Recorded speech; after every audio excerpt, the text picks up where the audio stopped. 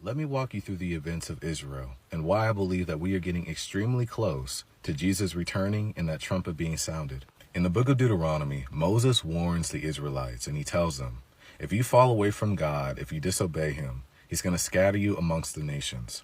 And then 2 chapters after that, he says, but he will have compassion on you. He will bring you back together, even if you're far away from the most distant places. All the people are like, okay, sounds good to me. Over time, the Israelites enter a place called Canaan underneath the leadership of Joshua after Moses dies, and they settle there.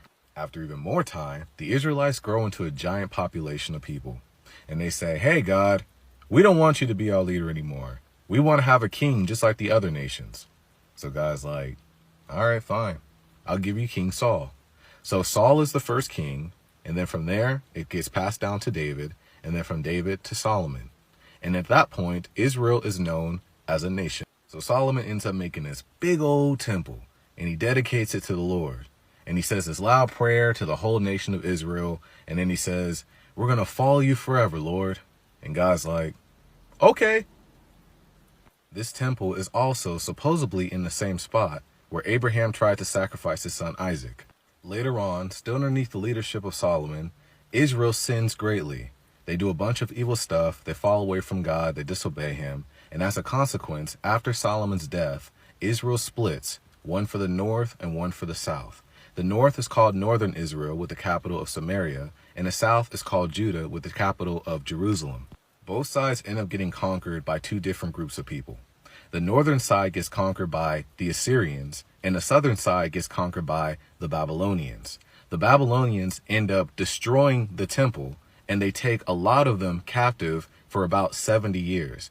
Both sides were put into exile, and they've been spread across the nations. We have no idea what happened to the northern side, and it's one of the biggest mysteries. They're literally called the Lost Tribes of Israel.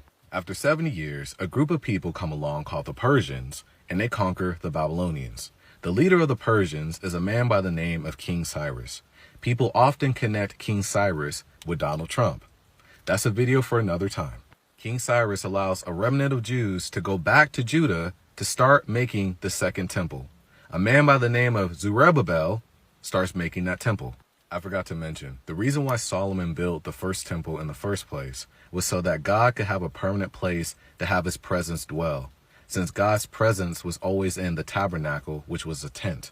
After the second temple was finished, King Cyrus permitted the Jews to go back to Jerusalem, and they can continue doing their ceremonial sacrifices to God in the temple as they had been before. Time passes, the Greeks come along, specifically Alexander the Great. They conquer the Persians, and now the Jews are underneath the control of the Greeks. Then the Romans come in and they conquer the Greeks, and now all the Jews are underneath the Romans. This is also the time when Jesus makes an appearance. This is why his disciples say, will you now at this time restore Israel? And Jesus is like, not yet. Jesus warns them that the second temple will be destroyed, and it later gets destroyed. This is one of the worst time periods in Jewish history. Over 1 million of them get killed by the Romans. Jerusalem gets destroyed. The second temple burns to the ground. And the only thing that we have today from the second temple is the Western Wall, also known as the Wailing Wall. The Jews also get scattered even more than they ever have been before. Then the name of Israel basically gets wiped off the planet for 2,000 years. All you have is a bunch of people in different miscellaneous random locations. Nobody has a home. Nobody knows what to do. Now let me go back to a man named Isaiah. I'm not going to get into all the whole details, but Isaiah is a prophet, and he says something very strange. He says, can a country be born in a day? Can a nation be brought forth in a moment? Now let's fast forward all the way through history to the end of World War II in 1948. So all the nations are feeling bad because of the events that happened after the Holocaust. They feel very bad for the Jews. So they come together, Britain and all the other nations, and they say, we have an idea.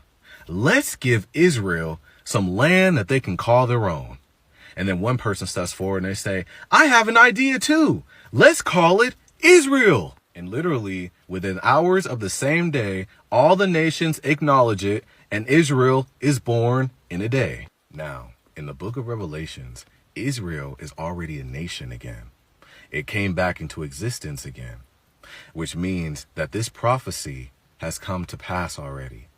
The reason why I think the Holocaust wasn't just bad, it was demonically bad, was because, remember, Satan knows the word too, and he already knows that Israel is back into existence. He was trying to stop the prophecy from coming to pass by exterminating as many Jews as he possibly can, because he knows that if Israel becomes a nation again, that's one step closer to Jesus coming back, and that's one step closer for him being thrown into the lake of fire. Now, there's one more interesting thing that I want to tell you guys about, and it might trip you guys out. During the tribulation, there's going to be a third temple, and the Antichrist is going to sit in it and proclaim himself to be God. There are many reasons why the Jewish people have not built it by now, and it's because of the territory and what's going on with the Muslims versus the Jews and stuff like that. But one of the main reasons is because they need something important for the ceremonial sacrifices. They need a red heifer, because God told them that they need one of those for their sacrifices, but it cannot have any blemishes or any defects. And for the last 2,000 years, they couldn't find one. Guess what, guys? Did you know in 2002, they found red heifers in Texas, of all places? And now they took it to Israel, and Israel is monitoring them to make sure that there is nothing wrong with them. The final thing I want to say is that the Bible talks about how in the book of Revelations, all the nations, all of them will go against Israel. And God says that he will make Jerusalem to be an immovable rock. You're starting to see seeds of that already. You're starting to see seeds of hatred against the Jays, college campuses, and different places. And it seems like that just came out of nowhere. So look up, y'all, for your redemption is near.